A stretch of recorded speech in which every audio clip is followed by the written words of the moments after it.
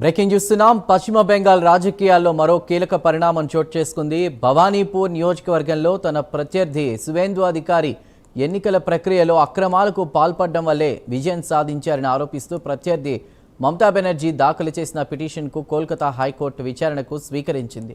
ఎన్నికల ఫలితాలను సవాల్ చేస్తూ మమత చేపట్టిన ఈ న్యాయ పోరాటం ఇప్పుడు రాష్ట్ర రాజకీయాల్లో హాట్ టాపిక్గా మారింది. ఎన్నికల నిర్వహణ, ఓట్ల లెక్కింపు ప్రక్రియ, నిబంధనల ఉల్లంఘనలపై మమత లేవనెత్తిన అభ్యంతరాలను హైకోర్టు పరిశీలించనుండడంతో ఈ కేసుపై రాజకీయ వర్గాల్లో ఆసక్తి నెలకొంది. ఇదే అంశంపై పూర్తి వివరాల్ని మా నేషనల్ బ్యూరో చీఫ్ కళ అందిస్తారు. కళ, చెప్పండి.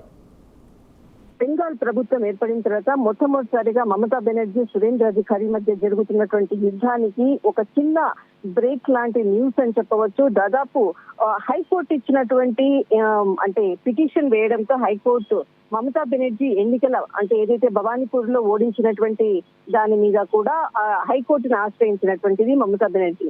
దీనిపై హైకోర్టు ఖచ్చితంగా దీన్ని స్వీకరించడానికి, పిటిషన్ రద్దు చేయడానికి ఎలాంటి కారణాలు లేవు అంటూ దాదాపు దీనిపై చాలా ఒక నిర్దిష్టమైనటువంటి అభిప్రాయాన్ని కూడా వ్యక్తపరిచింది.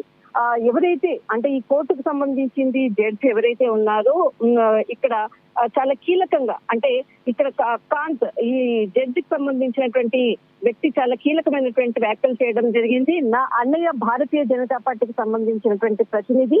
ఈ పిటిషన్ విషయంలో నేను ఒకవేళ అంటే దీన్ని ముందుకు తీసుకొని వెళ్ళాలంటే కూడా మీకు ఎలాంటి అబ్జెక్షన్స్ లేకపోతే నేను ఈ కేసుకు సంబంధించిన దాన్ని నేను అంటే ముందుకు తీసుకెళ్లడానికి కూడా నా వాదన అంటే నాకు సంబంధించినటువంటిది నా దృష్టిలో ఉన్నటువంటి అంశాలను ముందుకు తీసుకెళ్తాను అంటూ కూడా జడ్జి ఇచ్చినటువంటి జస్టిస్ కాంత్ కీలక వ్యాఖ్యలు చేయడం జరిగింది.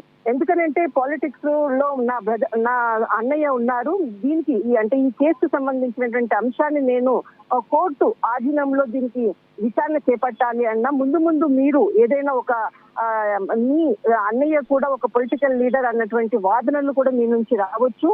అందులో భాగంగానే నేను ముందుగా నా బ్యాగ్ సంబంధించిన సమాచారాన్ని మీ ముందు ఉంచుతున్నాను. మీకు అబ్జెక్షన్ లేకపోతే ఈ కోర్టు విచారణ చేపట్టడానికి ఎలాంటిది అంటే ఇక్కడ ఎలాంటి అభిప్రాయాలు కూడా ఉన్నా కూడా చెప్పగలరా నేను చెప్పడంతో ఒక్కసారిగా ఇటు మమతా బెనర్జీకి సంబంధించినటువంటి కళ్యాణ్ బెనర్జీ చాలా కీలక వ్యాఖ్యలు చేయడం జరిగింది.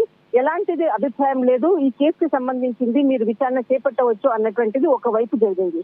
మరొకటి ఇక్కడ జరిగినటువంటి అంశంలో దాదాపు భారతీయ జనతా పార్టీకి సంబంధించినటువంటి అంశము దాదాపు భవానీపూర్ కాన్స్టిట్యున్సీకి సంబంధించింది 15,105 ఓట్లు అధికంగా రావడము, తర్వాత 73,917 ఓట్లు దాదాపు ఇటు కాంగ్రెస్ అంటే తృణమూల్ కాంగ్రెస్ కి మధ్య జరిగినటువంటి పోరాటంలో చివరికి ఇటు సురేంద్ర అధికారి విజయం సాధించడంతో ఒక్కసారిగా కూడా దీనికి సంబంధించినటువంటి ఎలక్ట్రిక్ అంటే ఈవీఎంలకు సంబంధించింది అనుకోవచ్చు, సీసీ కెమెరాలకు సంబంధించినట్టు అనేక అంశాలను కూడా ఖచ్చితంగా కోర్టు ముందు జరిగేటటువంటి విచారణలో కూడా ఖచ్చితంగా ప్రభుత్వము సంబంధించినటువంటిది వీటన్నిటిని కూడా కోర్టు ఆధీనానికి సంబంధించి సబ్మిట్ చేసే విధంగా కూడా ఈ రోజు కోర్టు ఇచ్చినటువంటి విచారణ అనుకోవచ్చు. అనేక అంశాలపై కూడా ఈ రోజు చెప్పడం జరిగింది. మొట్టమొదటిసారిగా సురేంద్ర అధికారికి మమతా బెనర్జీ మధ్య జరుగుతున్నటువంటి పోరులో ఈ రోజు మమతా బెనర్జీ కొంత పై చేయి సాధించిందని చెప్పవచ్చు. భవానీపూర్ కాన్స్టిట్యున్సీ తన ఓటమికి గల కారణాలను అనేక అంశాలను కూడా ఈ రోజు పిటిషన్ లో పేర్కొనడం జరిగింది. ఇదే అంశాన్ని ఈ రోజు కోర్టు అనేక అంశాలతో పాటు నెక్స్ట్ విచారణలో ఖచ్చితంగా దీనిపై అంటే దీనికి సంబంధించినటువంటి పూర్తి సమాచారాన్ని కూడా ఇటు సురేంద్ర అధికారికి సంబంధించినటువంటిది సబ్మిట్ చేసే విధంగా కూడా కోర్టు ఉత్తర్వులు జారీ చేసింది.